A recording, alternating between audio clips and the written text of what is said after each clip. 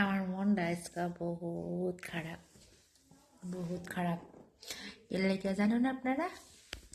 আজকে আমার বার্থডে আসছিল, কিন্তু বার্থডেটা ভাবছিলাম পাতবাম, কিন্তু কিসমত খারাপ।